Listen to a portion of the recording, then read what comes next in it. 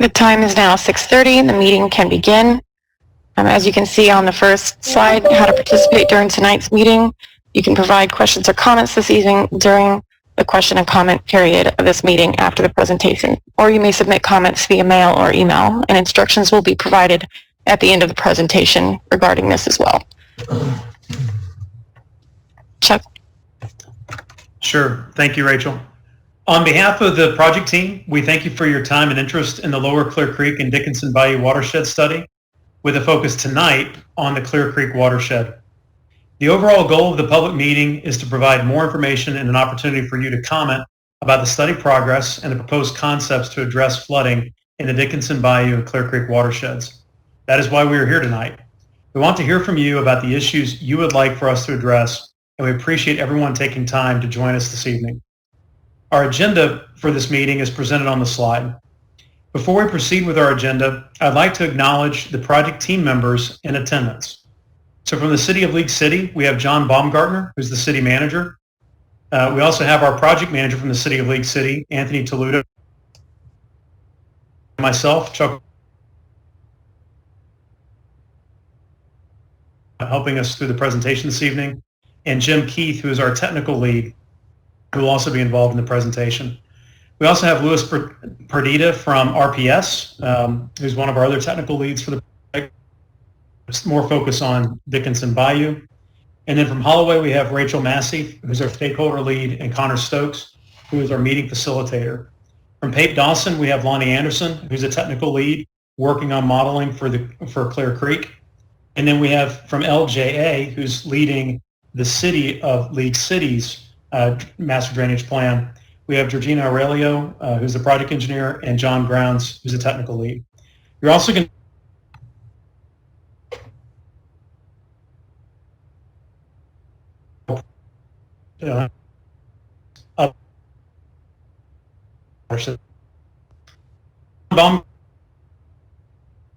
will provide opening remarks, followed by a presentation about the project from the Lower Clear Creek and Dickinson Bayou Watershed Study Team, and updates on work performed by our partner projects, the City of League City's Master Drainage Plan and the Clear Creek Federal Project.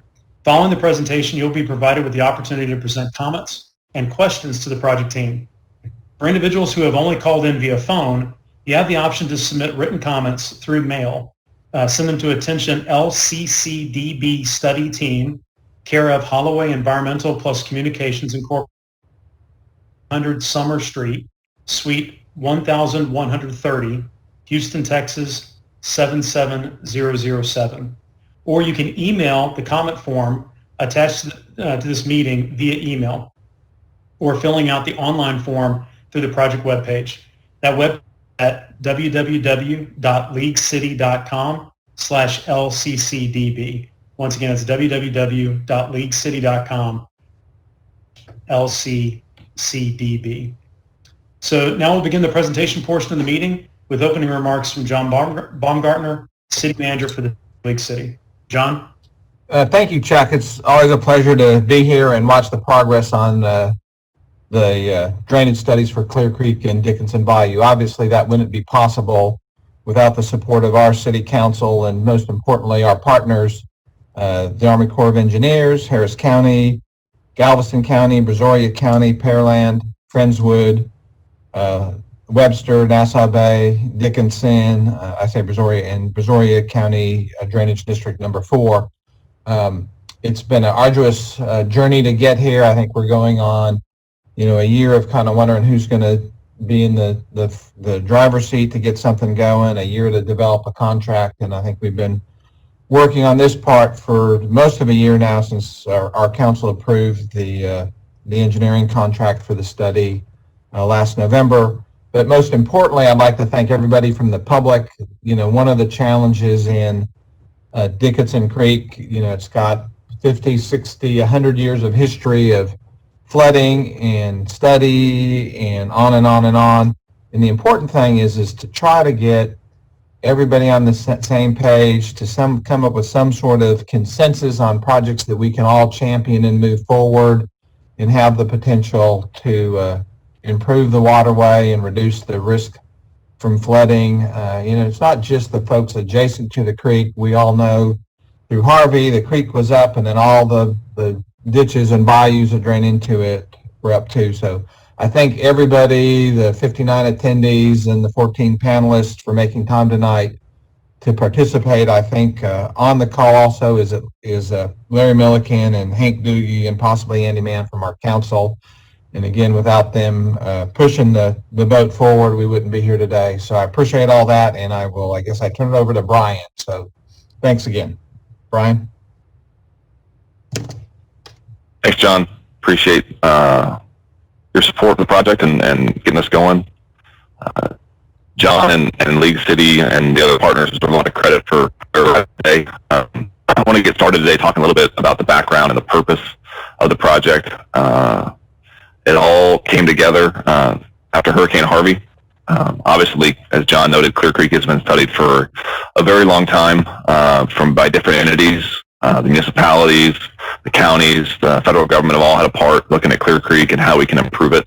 We'll talk a little bit today, later on, about the work that's being done on what we'll call the upper section of Clear Creek from State Highway 288 to Dixie Farm Road. Our focus is on the lower section, we're calling Lower Clear Creek, from Dixie Farm Road down to Galveston Bay through Clear Lake. So our study is two parts. It is both Clear Creek and Dickinson Bayou. Tonight we're going to talk about Clear Creek.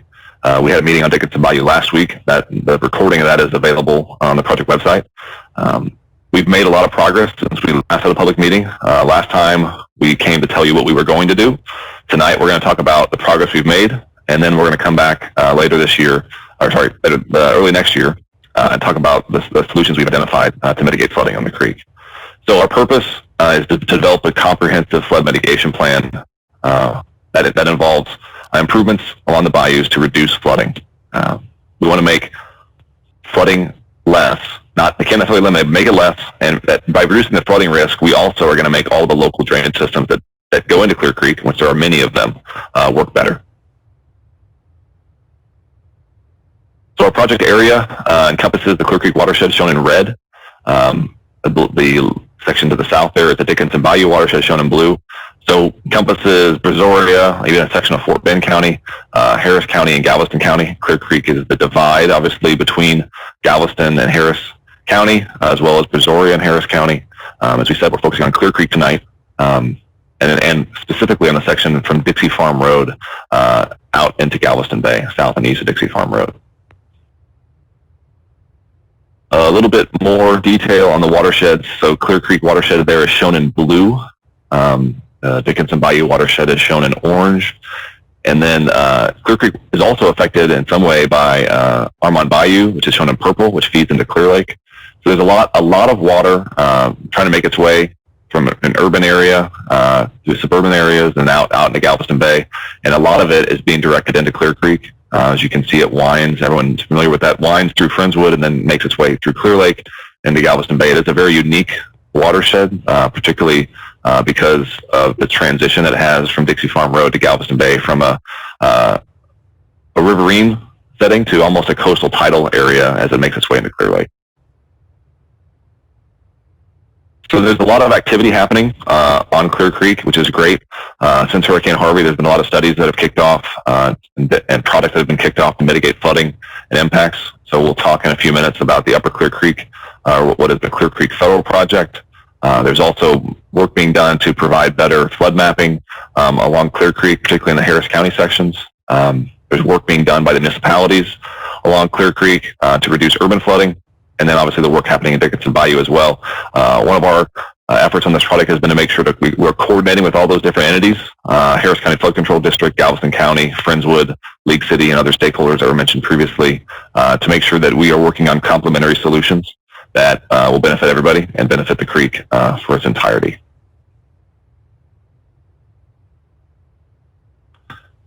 All right, so we appreciate everybody participating in the first round public meetings. Those were in March. We got those in right before everything was shut down because of the coronavirus. We're fortunate to do that. We are still operating here virtually. We'll see how things look early next year. Hopefully we can be back in person to have those discussions about the concepts we're going to be presenting. So tonight's purpose is about, as I said before, about sharing kind of the status, where we're at, and talk about our timeline and where we are in the project.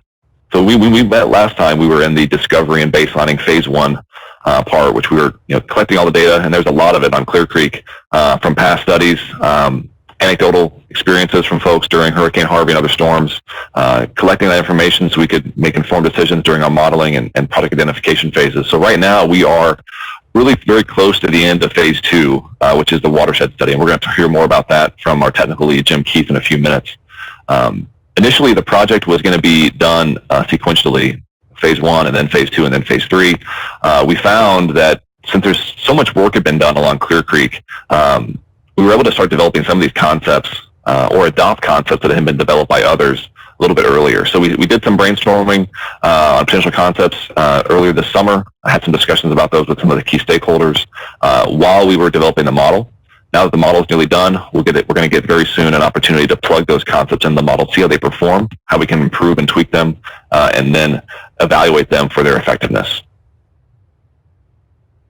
So a bulleted list on updates. We'll go through this really quickly. We talked about some of these already. So preliminary concepts, including concepts by others. So we do not have a monopoly on good ideas for Clear Creek. A lot of stuff has been studied in the past. A lot of those things were good ideas. Some of them may not have been palatable at the time because of the community environmental impacts. Some things have changed since Hurricane Harvey, so some of those things may need to be reevaluated. We're going to look at some of those in this study. Since Hurricane Harvey, things have been pursued by some of the municipalities along the creek for ideas on how to improve flooding on Clear Creek, and so we're happy to accept those and evaluate them as part of this study. So if you have ideas that we don't seem to be evaluating, please share them with us, and we'll be happy to do that and test their effectiveness with this new model. The main stem modeling is complete. The tributary modeling of Marys Creek, Chigger Creek, and Cower Creek in Galveston County is complete. We had a workshop on concept development as well as talking about non-cost factors for evaluation in May with the stakeholders. And we've done some very preliminary concept evaluation with some rough rain-on mesh models, which is not as detailed, but wanted to see some just general effectiveness of some of these models earlier this summer. So a lot's been done. We're excited to talk about it tonight. But we want to start, before we get into too much detail on our study, the Lower Clear Creek project, to talk about some of the other projects that are happening in the area. So we mentioned these in passing, but we want to talk first tonight about the Clear Creek Federal Project. We're also going to hear from the City of League City Master Drainage Plan Project. And then one of our partners we're working very closely with is the Texas General Land Office Mainland Flood Study for Galveston County. RPS is working on that project. They're working very closely with us. We won't hear from them tonight specifically, but they've been a very close partner to ours in developing these models and concept evaluation. So first, I want to hand it off to Scott Elmer with Harris County Flood Control District. Scott's going to talk to us about the Clear Creek Federal Flood Risk Management Project. Thank you, Brian. I appreciate it, and thanks to everybody for attending. As Brian said, we want to give a brief overview on the Clear Creek Federal Flood Management Project. This project has really gotten going in the last year or so. The Clear Creek Federal Project will construct approximately 20 miles of channel conveyance improvements and stormwater detention basins and provide environmental enhancements within the project area. The project is located along Clear Creek, Marys Creek, Turkey Creek, and Mud Gully. All the project reaches are highlighted in pink and red on the exhibit you see on the screen, with the largest segment being along Clear Creek, which begins at Highway 288 and ends at Dixie Farm Road. It's about 15 miles on the main stem. The federal project was funded in 2018 by the Bipartisan Budget Act, with the U.S. Army Corps of Engineers leading the project. However, local and federal officials recognized the need to expedite the project due to the history of flooding in this region. Therefore, in 2019, the Harris County Flood Control District took over as the lead agency for the federal project through a project partnership agreement between the U.S. Army Corps of Engineers and the Flood Control District. As the lead agency, the Flood Control District will manage, design, and build the project, buy the land, easements, and rights-of-way necessary, relocate the utilities, adjust and replace bridges, and operate and maintain portions of the project after the construction is complete. The Flood Control District will enter a separate interlocal agreement to share non-federal costs, utilize existing public rights-of-way, and allocate the operation and maintenance responsibilities of the project. The overall estimated cost for the federal project is over $400 million. with the federal government potentially covering about half of those costs. The federal project will be delivered through two different methods. The first is the Mud Gully Reach, which is outlined in pink. You can see it kind of north of Dixie Farm Road there. This reach will be delivered through the traditional design bid build method. The Mud Gully project recently completed the design stage and was just awarded on October 27th by the Commissioners Court of Harris County for construction. The second delivery will be using the design build method, which will be for the remaining reaches of the federal project. Under design build, the Flood Control District will hire one firm to provide design and construction services. The design build delivery method will enable the Flood Control District to deliver the project in an expedited manner compared to traditional design bid build, by allowing the designer and the contractor to work together in a holistic setting throughout all the design and construction phases of the project. The anticipated completion date for the entire federal project is 2028, though both the Flood Control District and the U.S. Army Corps of Engineers are continually looking for opportunities to advance the project delivery. Next slide, Brian. So we've got several ongoing activities and upcoming milestones. The first important upcoming milestone includes kicking off the construction for the Mud Gully Reach that's coming up this coming December. The next is submitting the Flood Control District's hydraulic and hydrologic analysis to the Corps of Engineers for certification in early 2021. The Flood Control District also anticipates soliciting bids for the design bid contract with Clear Creek, Marys Creek, and Turkey Creek in 2021. In addition to these milestones, field investigation teams are currently working along the federal project limits to collect survey data and conduct environmental assessments for the areas along or adjacent to the proposed rights-of-way. This information being used to develop conceptual layouts for the proposed improvements. Next slide. As many people in the watershed know, this project has been an ongoing project since the 1960s, with the most recent general reevaluation report by the Corps of Engineers approved in 2013. With this updated report, the Flood Control District recognized the need for constructing the required mitigation basins identified as soon as possible. The biggest reason these are important is that the Flood Control District is a no adverse impact agency. This means that project engineers must ensure that improvements made on one part of the channel will not increase flooding on another part of the channel, including the downstream portion of Clear Creek. To ensure no adverse impact, the mitigation for the channel conveyance improvements must be in place before the channel construction begins. The Dag Road, Hughes Road, and South Belt Stormwater Basin projects were identified early on as sites that would help offset the increased water flow and then prevent increased flows from traveling downstream of the project area. When combined with the federal project improvements, the risk of flooding in this area will be decreased. These three projects were funded through the 2018 bond program. The Dag and South Belt basins are currently under construction and expected to be complete in 2022. The Hughes Basin project is finishing up the preliminary engineering stage and expects to enter the design stage in early 2021. Please note that additional stormwater detention basin sites are being evaluated as part of the federal project H&H analysis that is currently in progress. We encourage everyone to visit the federal project website located at hcfcd.org/C03 to join the mailing list for future project updates and submit questions and comments. Brian, we'll turn it back over to you. Thanks, Scott. Appreciate the update on the project. Now we're going to have an update on the League City Master Drainage Plan by Georgina with LJA. Thank you. This is Georgina Aurelio with LJA Engineering. We're working on a master drainage plan for the city of League City. This plan will include all the channels and watersheds contained within the city. Next slide, please. The goal of the League City Master Drainage Plan is to define existing baseline conditions for drainage infrastructure and identify potential future problems in the city, evaluate the severity and complexity of the problems and the potential solutions using city criteria, develop a strategy for watersheds that provide improvements for future drainage infrastructure, create a comprehensive master drainage plan to document recommendations for required improvement projects, and develop detailed cost and implementation information for these improvement projects. Next slide, please. The following exhibit shows the study area and tributaries that drain League City. Watersheds in the red and orange are part of the larger Clear Creek watershed. Watersheds in green are part of the larger Dickinson Bayou watershed. The city's drainage is split between these two major channels.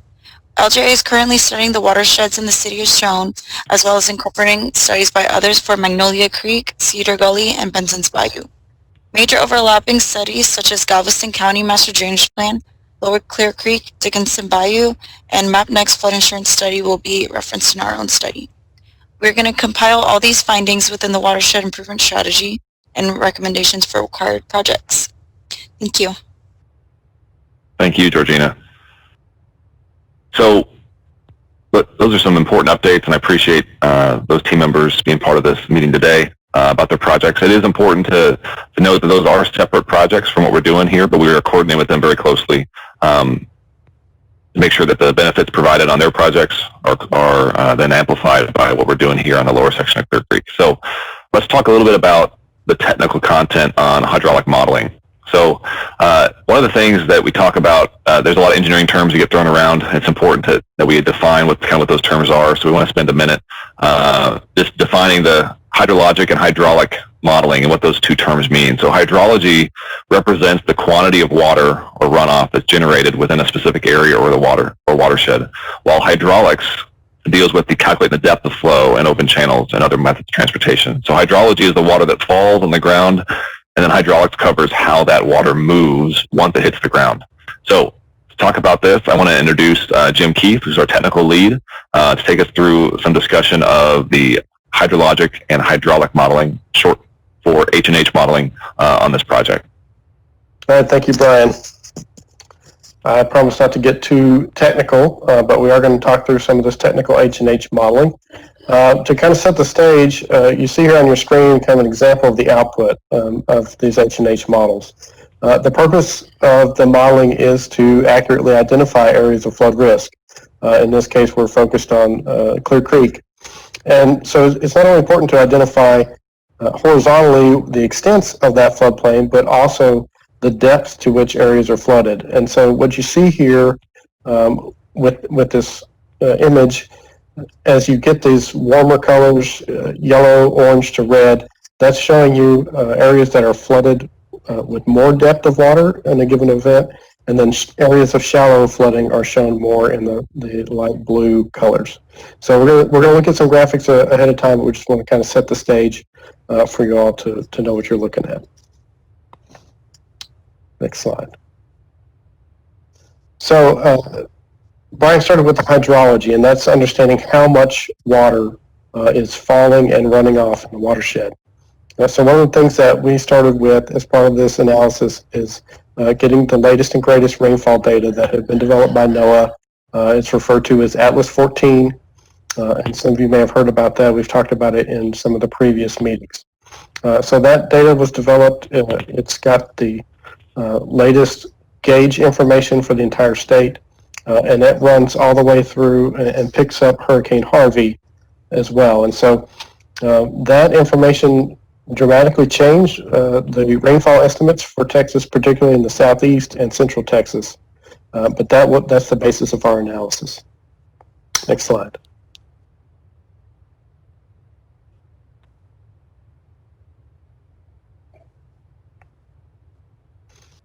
Okay, so on the hydrology, we take the whole watershed and then we break that up into that drainage area into sub-areas. And that's what you see here on this map, the entire Clear Creek and Arlon Bayou watersheds. And we broke those areas up into sub-watersheds to better analyze the runoff from this whole area. As we mentioned earlier, there's a lot of partners in the study. And so we were able to work directly with another engineering firm, Pape Dawson, who's also doing an analysis of Clear Creek for adjacent study partner. And so we worked together with them to jointly develop this hydrology model. Because we had these other partners in play, it allowed us to do some more detailed analysis and focus in terms of Freese and Nichols' effort on these Galveston County tributaries to Clear Creek that you see shown in that kind of cream color there on the south side of the creek. But the entire watershed for Clear Creek was analyzed. We used the latest LiDAR topography. There was a question in the Q&A earlier about what methods are used. So we used LiDAR topography to represent the ground surface. We do use a lot of GIS. Our engineers are well versed in GIS, and then we also have some specific GIS analysts that help us process this data and work with it. So this shows you our breakdown for hydrology. You can go to the next slide, please.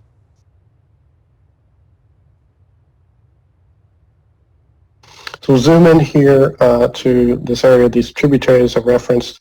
Again, because we had these other study partners participating and their focus on the main stem of Clear Creek, we focused some of our hydraulic model development on these tributaries that you see here: Mary's Creek, Cowart Creek, Chicker Creek, and several of the other smaller ones there along the south. As we developed our hydraulic model, we worked with the adjacent study partner, and then ultimately that all got combined into a single model for the Clear Creek watershed. So go to the next slide, please. I'm going to talk briefly about 2D modeling. You've probably heard in some of these meetings or other meetings about 2D modeling.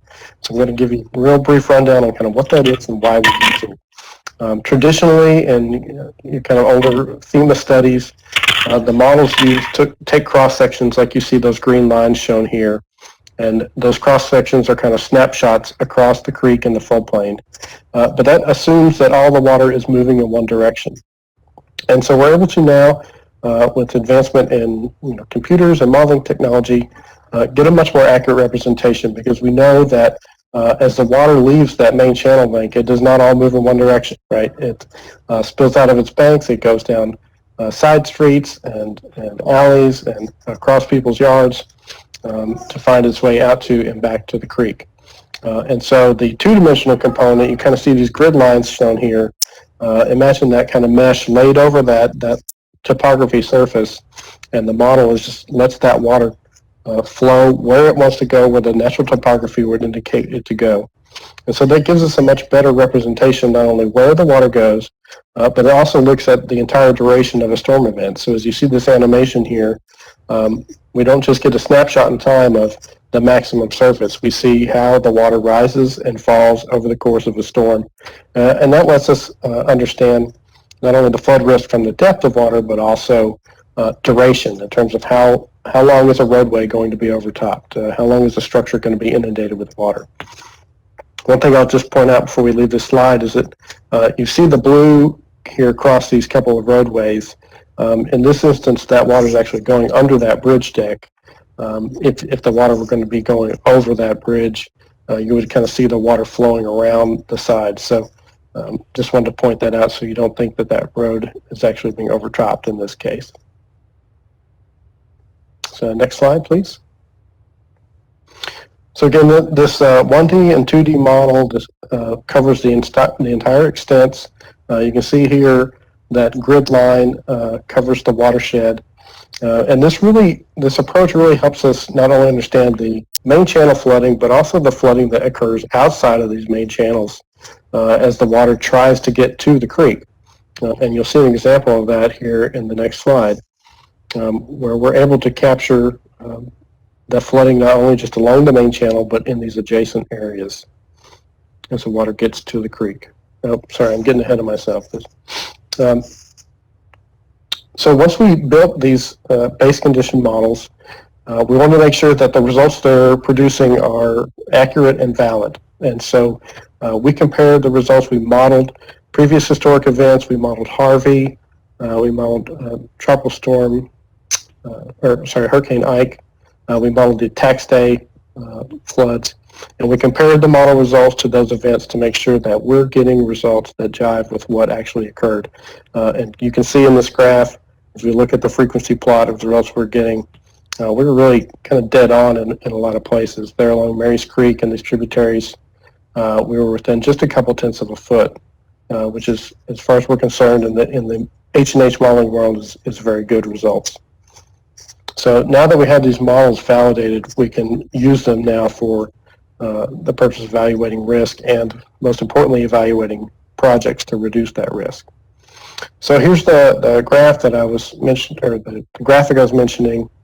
This shows our new 100-year storm inundation. So this would be the flood inundation from a 100-year storm using the Atlas 14 rainfall. Again, you can see obviously the most depth of flooding that we get is along that main channel.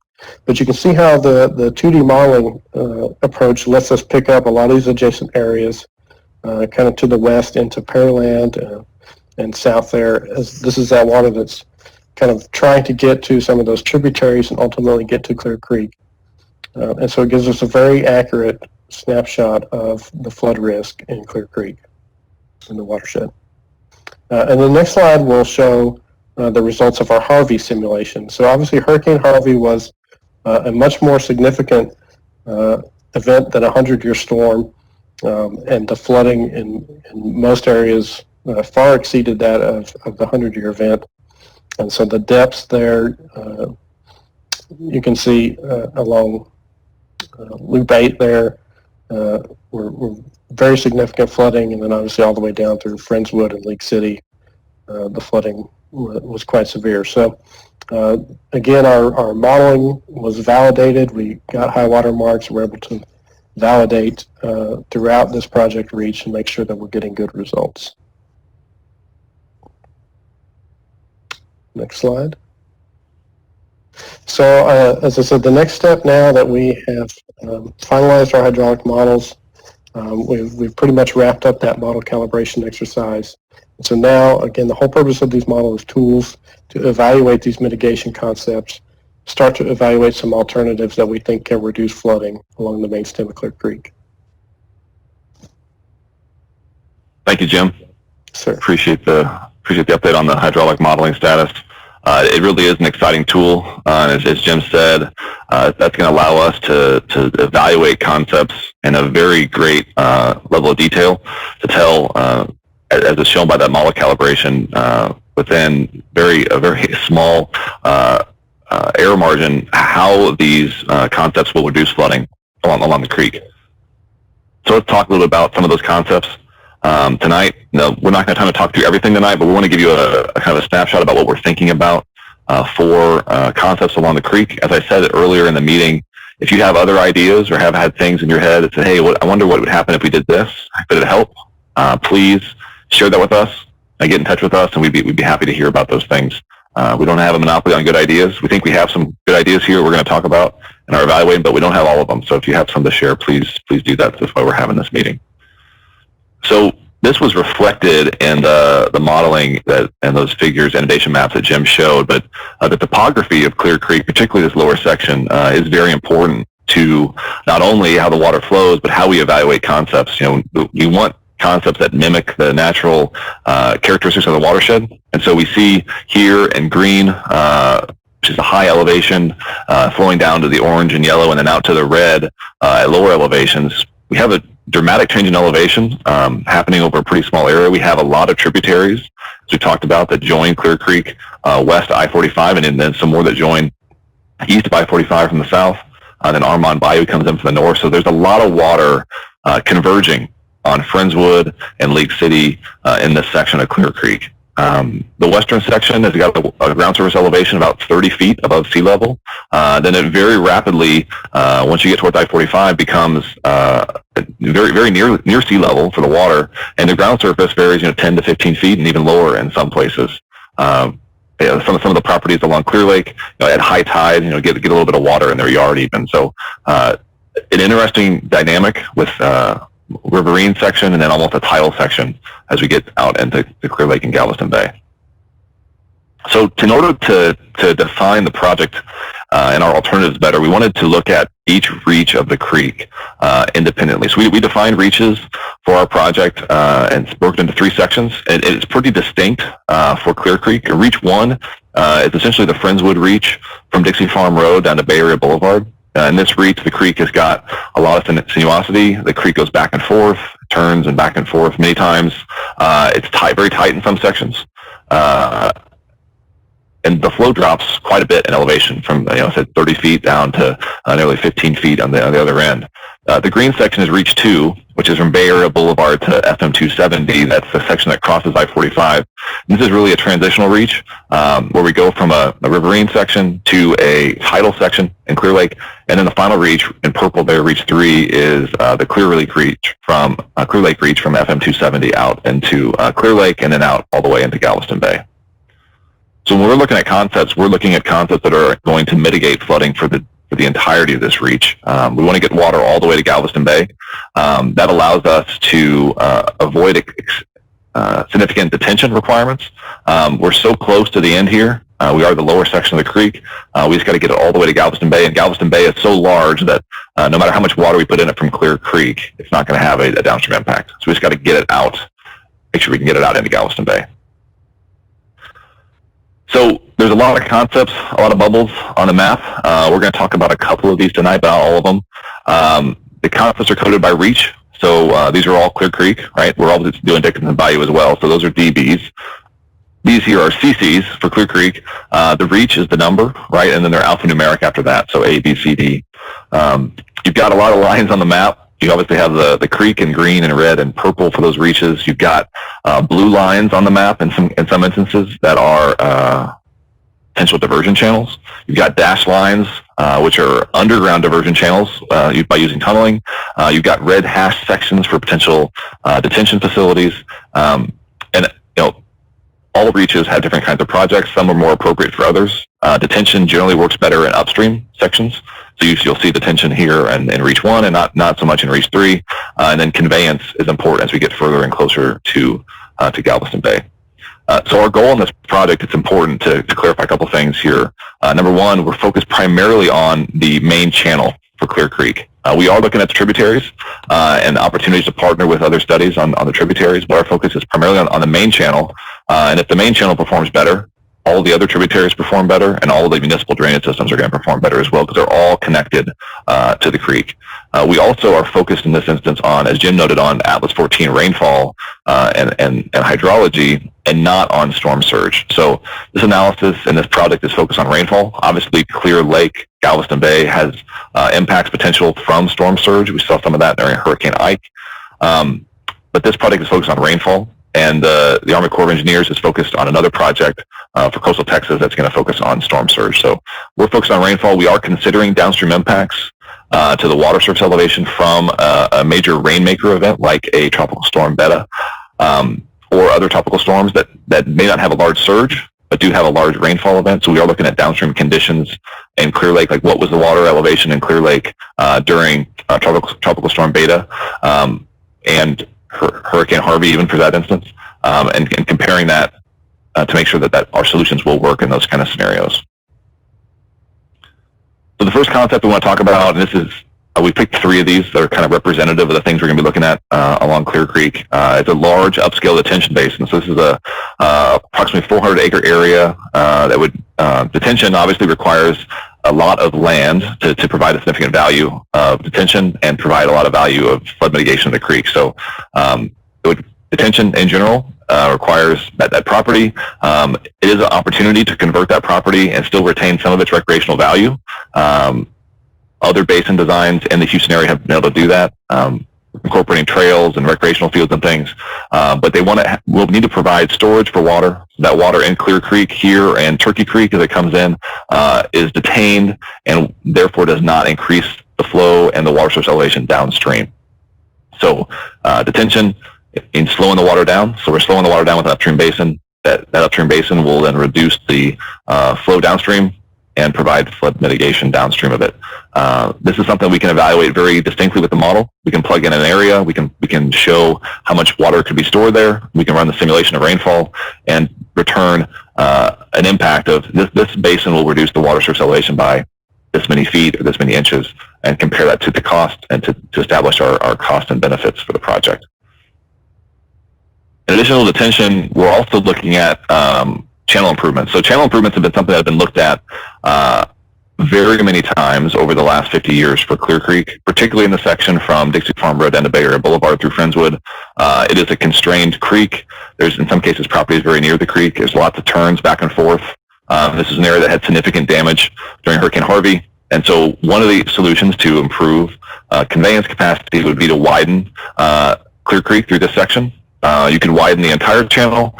This was a solution that was proposed by Dr. Bedient, that was evaluated by City of Friendswood, that we're going to be incorporating in our modeling and evaluating as well, of just widening the creek above the high water mark, which helps reduce some of the permitting requirements and some of the tree removals. But it does result in a very large creek section, which is good because that creek section that's large can move a lot more water and would mitigate some of the flooding along the creek as well as in the tributaries. The challenge here, a lot of property has to be acquired. There's going to be a lot of, Clear Creek would feel quite a bit different in this reach. And that obviously has been a challenge in the past, is that we want to mitigate flooding, but we want to avoid dramatically changing the feel of Clear Creek through Friendswood and Lake City. So one of the things we're going to look at is channel widening and evaluate that in the model, and also evaluate its impacts to the community and the environment. So another thing we're going to look at, which is maybe a little different than has been looked at in the past, is tunneling. So this is a potential tunnel route that would pick up flow at FM 2351 and take that flow directly to Clear Lake, and it would bypass the rest of Friendswood, bypass I-45, bypass the section of Clear Lake as it comes in, more constrained section, and discharge into a wider section of Clear Lake and then out into Galveston Bay. This is essentially the bypass channel. It's just a bypass channel that's underground and therefore has lower impacts. We are also evaluating bypass channels that are above ground through Friendswood and other reaches to mitigate flooding as well. This solution, by diverting that flow, would reduce the water source elevation downstream in Clear Creek, and then we'll obviously do a check to make sure that we're not negatively impacting Clear Lake when the water goes back in. Just like Scott Elmore from Harris County Flood Control District said, we're in a no adverse impact situation here, so we don't want to move the problem downstream, right? We want to solve the problem and get it all the way out to Galveston Bay. So since this is a little bit different, I did add an extra slide on this topic, how a tunnel works. So there's tunnels are a newer tool in the toolbox for stormwater. Houston's got soft clays and sandy soil, high groundwater, so there's some conceptions that tunnels won't work here. I can assure you that tunneling is quite doable here. It's been proven elsewhere in very similar soils. This allows us to build what's called an inverted siphon, which is shown at the bottom of the screen here, that by gravity pushes water from a higher elevation, like at 2051 or all the way to Dixie Farm Road, where you're at elevation 30 feet, out to Clear Lake, which is essentially sea level or a few feet above it. Similar tunnels to this have been built in San Antonio and Austin, and there's one under construction in Dallas right now. Utilize this inverted siphon concept to move large amounts of water with not very much public impact and not a lot of impacts to the creek itself. So one of the things we're going to be evaluating is this, I guess, as well as surface channels as well. So each of those projects that we talked about has a cost, capital cost, right? With the model, we'll be able to determine the flood damage reduction benefit, how many properties, how many people, what roadways, what critical infrastructure will no longer be affected by flooding because of that project. But also we need to talk about non-cost factors. We want this to be a comprehensive evaluation. Strictly focusing on cost and benefit cost ratio doesn't fully define a project's true benefit.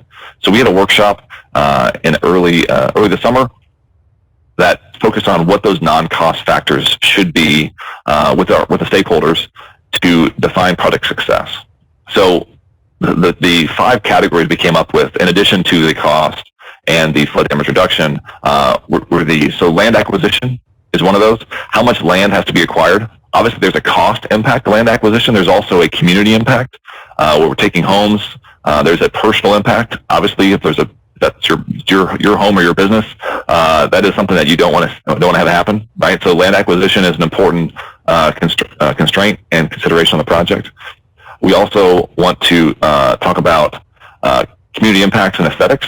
So what is this going to feel like during construction? How disruptive is it going to be?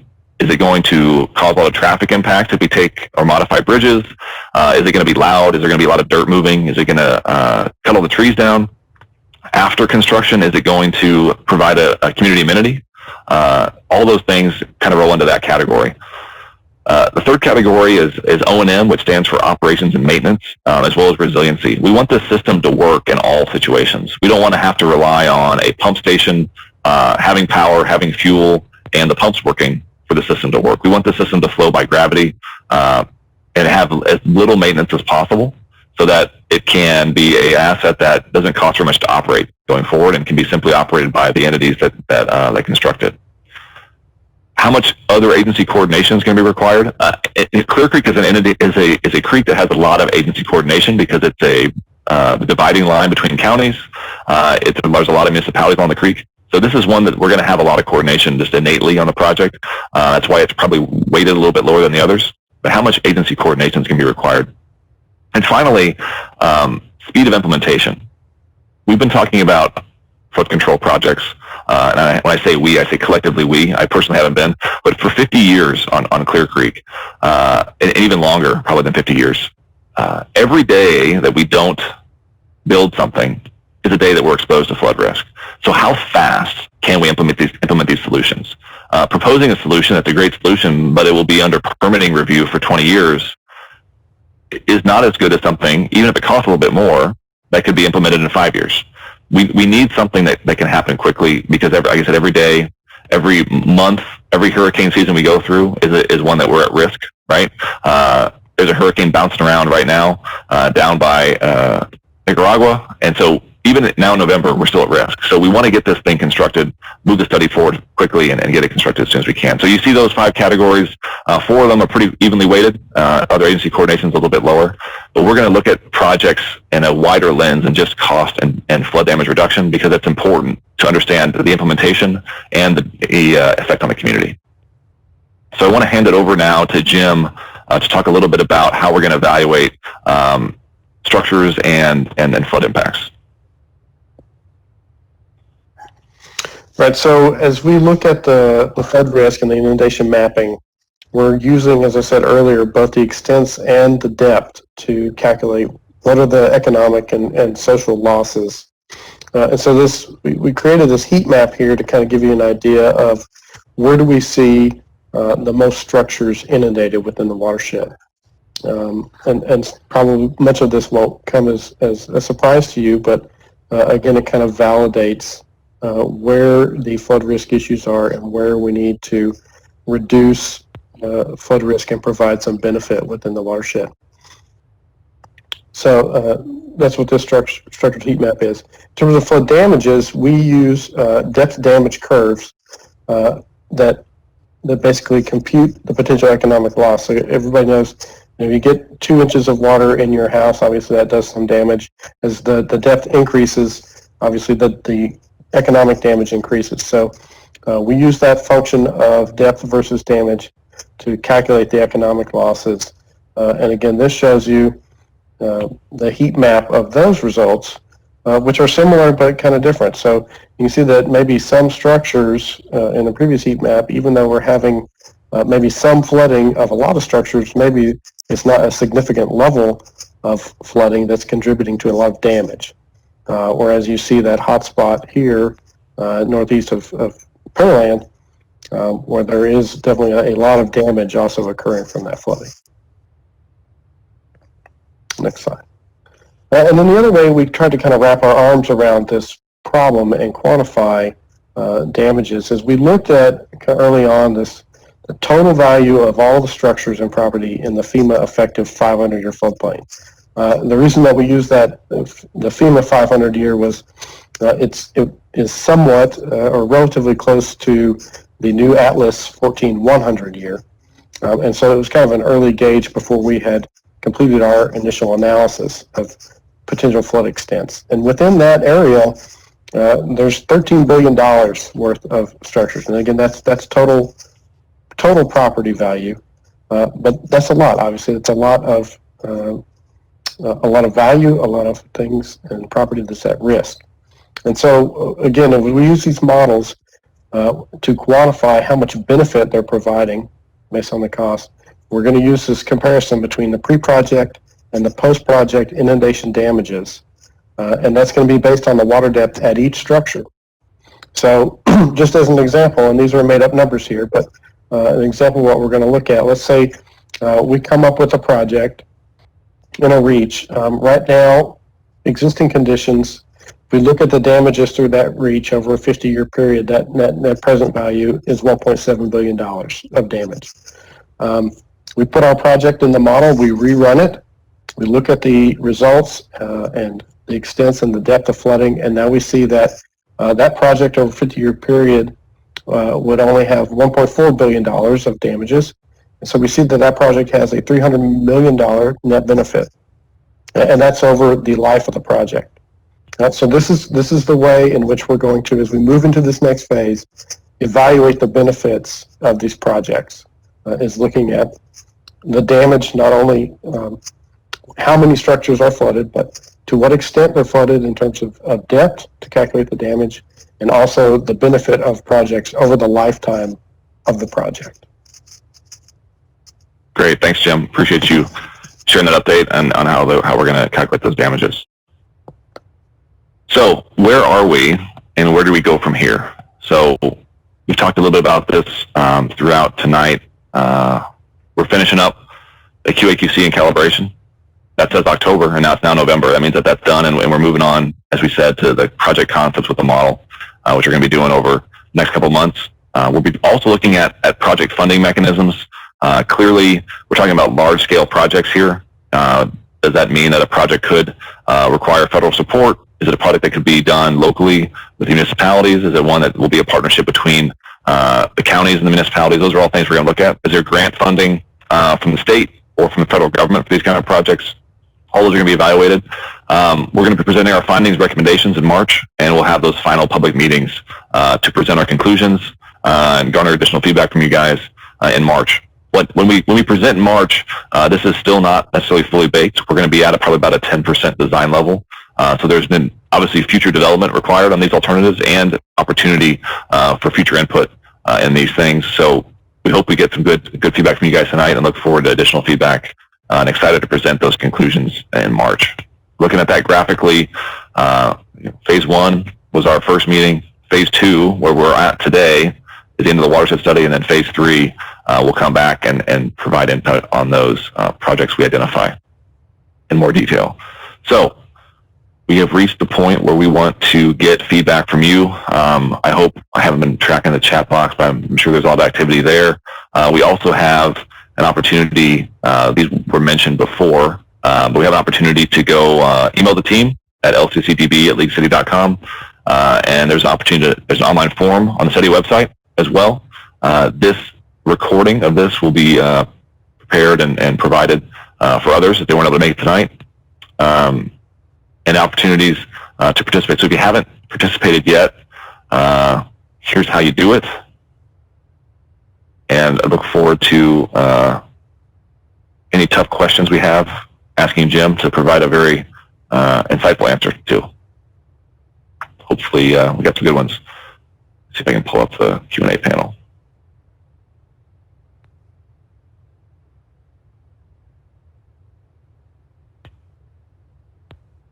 Rachel or Connor, do you want to walk through some of the questions you saw there that you think we can answer tonight?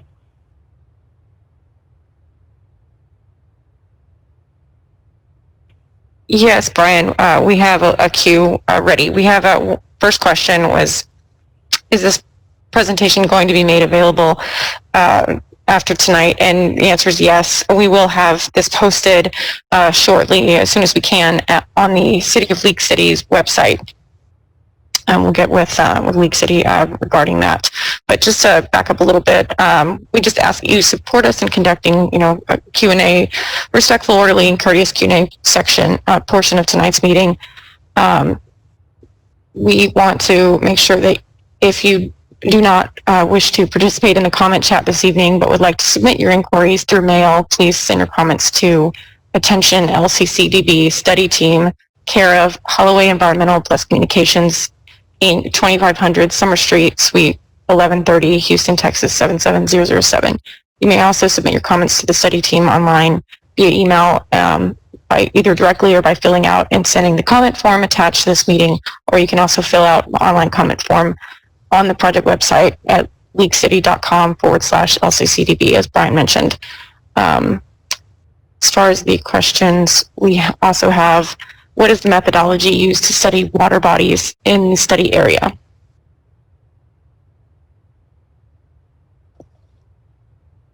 All right, so I think that question may have come ahead of when I spoke earlier, but hopefully I covered some of that.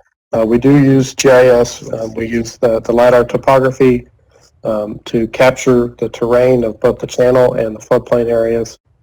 And then we run those through our hydraulic models, which lets us simulate the flow of the water. Excellent. And was modeling performed by Rice University's Speed Center utilized in the study's analysis? Yes, we did obtain that model from Friendswood, and we used that actually early on. As Brian was saying, we did some early conceptual analysis of that terracing, and we'll still, terracing is still on the table as some potential mitigation options. Thank you, Jim. Mm-hmm. Did recent flooding in the area from Tropical Storm Beta indicate a substantive change since Hurricane Harvey? So we have not yet had a chance to evaluate Tropical Storm Beta as part of this analysis, but it was a great example of a storm, that dumped a lot of rain on the watershed. And so I have a feeling that we will, in future phases of the project, use that as a calibration and validation event. And so that we can probably, one, help answer that question, and then number two, use it as a good indicator of types of project that would be successful in providing some flood risk reduction for a similar event. That's great. Yeah, good point, Jim. I mean, so the model's precision and accuracy is really important. We want to make sure that when we have this model, we can predict what will happen when 8 inches of rain falls or 12 inches of rain falls, like it did in Tropical Storm Beta.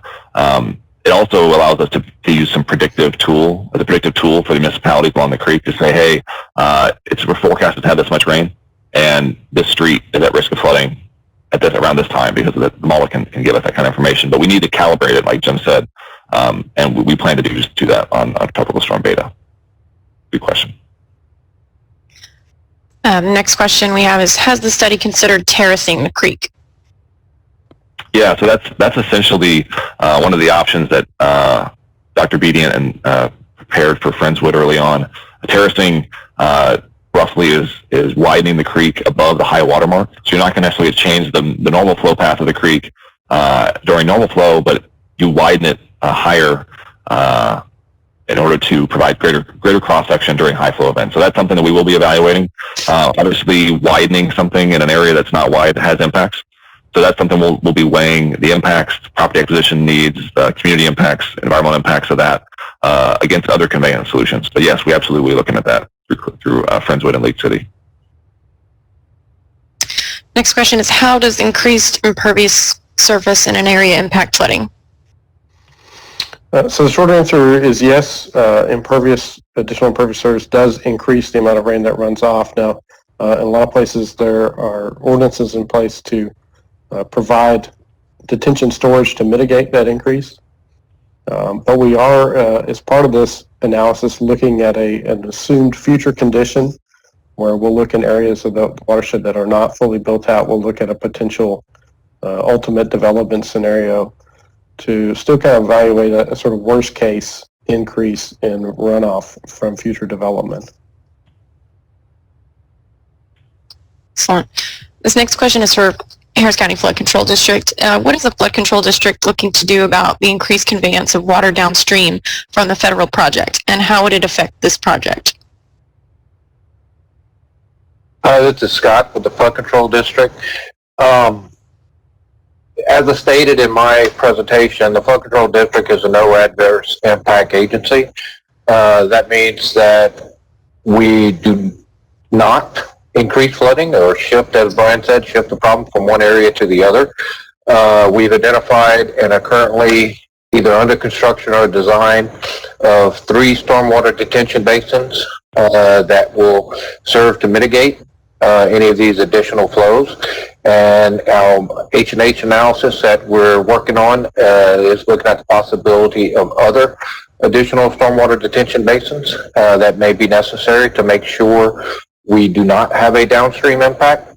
And the standard we're holding ourselves to is less than 1/100th of a foot of increase in water surface elevation. Thanks, Scott. We have time for a few more questions. Currently, it is 7:30, but I just want to go through these for a minute.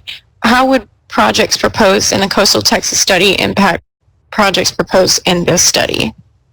That's a great question. So, Coastal Texas study is obviously looking at the inlet to Galveston Bay from the Gulf of Mexico. It's also looking at the inlet from Clear Creek and Dickinson Bayou to Galveston Bay. There's been discussion about potentially having a gate structure, tidal gate structure, both at the Gulf and the Galveston Bay, and then another structure potentially at Clear Lake and Dickinson Bayou and to Galveston Bay.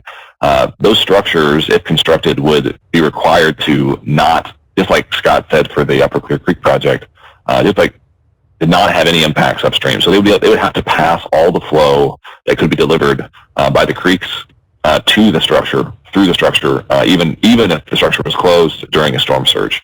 So what does that mean? That means that if they had the gate closed for a storm surge event, that there would have to be a pump station installed there to pump the flow. So one of the things our model could inform is how much flow could arrive at that gate structure if it were constructed in the future.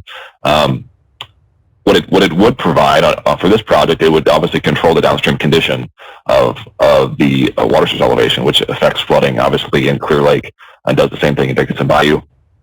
We are assuming our downstream condition is not zero, right? We're not assuming a zero elevation or a 1 or 2 foot normal tidal elevation. We're going to assume an elevation higher than that, but we are not assuming a maximum storm surge elevation of 15 feet. In that situation, we have problems that are not rainfall related. We have problems that are storm surge related. And generally speaking, those events are not happening at the same time. Most of the big storm surge storms are high wind and push a lot of storm surge, but don't rain as much.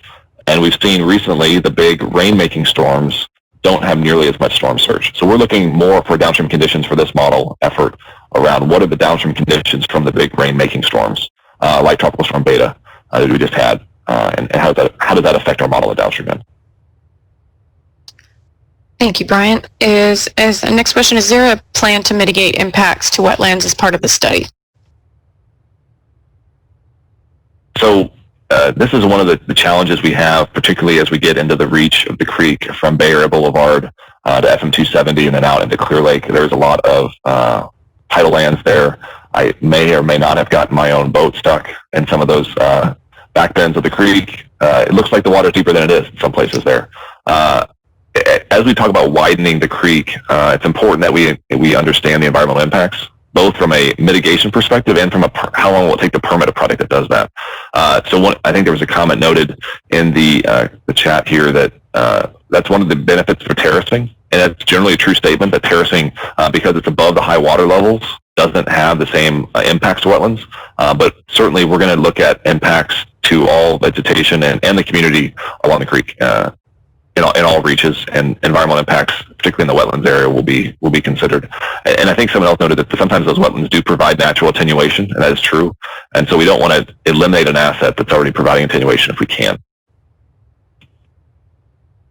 Excellent. The next question is, are there competing models available to get a range of assessments for the study area? That's a good question. There's obviously a lot of uncertainty in the hydrologic and hydraulic modeling that we do. At the end of the day, it's only a model, right? And so we validate that, and that's really the purpose of the calibration and validation, is to look at multiple different storms that actually did occur, make sure that they're providing good answers for those range of storms, and that really helps us reduce that uncertainty and feel confident in the results. And Jim, correct me if I'm wrong, but the model allows us to put the rainfall on the area in different places. We can center that storm in different places on the model. That's right. And see how that affects it. Obviously, every storm is different, right? It's going to rain different intensity, different places. Tropical storm Beta was a good example. There's that kind of strict band that dropped a foot of rain, including on my house. And other places a few miles away had 3 inches of rain. So the model allows us to play with intensity and the location, the rainfall. That's right. Will the study be communicating about project progress through the estimated completion date? So we will have another public meeting. We will provide some updates as we go on the Lake City website, the project website, the L2CDB website. But the next big data dump and sharing of information will be that public meeting in March, which is one that will talk about the concepts that we ran through the model. And we're going to run more than just the 3 we talked about today. We'll run all kinds of suites of solutions. And maybe that a suite of solutions is a solution. That there's a section of a solution for each one, and a different one for each 2, and a different one for each 3. Maybe one will work for all 3. We may come back in March and have multiple recommendations. It might not be just one. There might not be a silver bullet here. And that's what we'll be talking about in March. That's the next big time for public input and for sharing of information. Okay, we have one last question. Please explain how open areas like golf courses could be used for stormwater detention. Jim, do you want to touch on that? Sure. A lot of times, golf courses are just kind of already conveniently located in the floodplain. But it also is an area that can be used still for recreational purposes during, normal times, but potentially store some water during flooding conditions.